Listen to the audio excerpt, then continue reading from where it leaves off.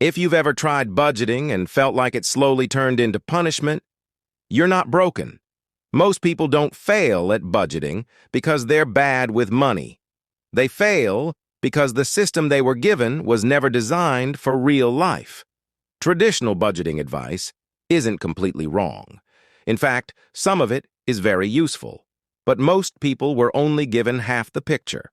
Budgeting as constant tracking, restriction, and micromanagement puts all the pressure on you, on your memory, on your discipline, on your willpower, and that's not how real life works. Good money systems don't rely on motivation, they rely on structure. Structure beats willpower every time. Most traditional budgets turn money into a daily test. Every purchase becomes a decision. Every decision becomes a tiny emotional tax, and over time, that gets exhausting. That's why people don't quit budgeting because they're lazy. They quit because they're mentally drained. But here's the nuance most people miss. That doesn't mean awareness is useless. Just like you file taxes once a year, you should also do financial checkups. Not every day, not obsessively, but intentionally. A financial audit helps you find subscriptions you forgot to cancel, free trials still charging you, services you no longer use, small leaks that don't sink the boat, but slow you down. That kind of cleanup isn't punishment, it's maintenance. And maintenance helps your money compound faster. The real problem isn't budgeting itself. The problem is turning budgeting into a lifestyle. You don't need to monitor every dollar forever. You need a system that runs most of the time and a review process that catches problems occasionally. That's how calm money actually works. The goal isn't control. The goal is direction. Now let me tell you a story. In the book, The Richest Man in Babylon, by George S. Clason, there's a character who represents something very modern, the chronic debtor. In the story, the debtor didn't start with a perfect modern budget. He used a simple rule that fit his reality at the time. 10% set aside first as savings, paying himself first. 20% directed specifically toward debt repayment. 70% used for all living expenses. That structure gave him breathing room. It wasn't pretty. It wasn't Instagram perfect, but it was sustainable. The exact percentages aren't the point. The principle is the point. He decided in advance where his money goes, instead of letting life decide for him. He earns, he works, he stays busy, but somehow, he's always behind. No matter how much he makes, it feels like the money disappears. In today's world, this person might look like this: a decent income, multiple subscriptions, credit card balances, buy now, pay later. Lifestyle upgrades that slowly crept in. A feeling of working hard, but never getting ahead. Not because they're irresponsible, but because they never had a system. In the story, the debtor is given a simple framework.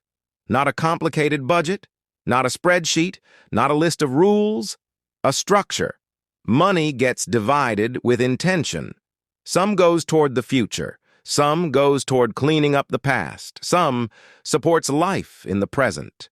Not as a punishment, as a plan. At first it feels tight, uncomfortable, like you're doing something wrong. But something surprising happens. You adapt. Your lifestyle adjusts. Your spending becomes more intentional. And you realize you can live on less than you thought. Over time, debts shrink. Stress goes down. Confidence goes up. Then something even more powerful happens. Once the leaks are closed, once the system is stable, money starts to accumulate. Not because of hustle, not because of luck, because structure is finally working for you. In modern terms, this is how people go from survival mode to stability, to flexibility, to choice. Not overnight, not magically, but predictably. That's the part most people never experience because they never stick with a system long enough to see it compound. And here's the key. There is no universal perfect percentage. There is no one-size-fits-all formula.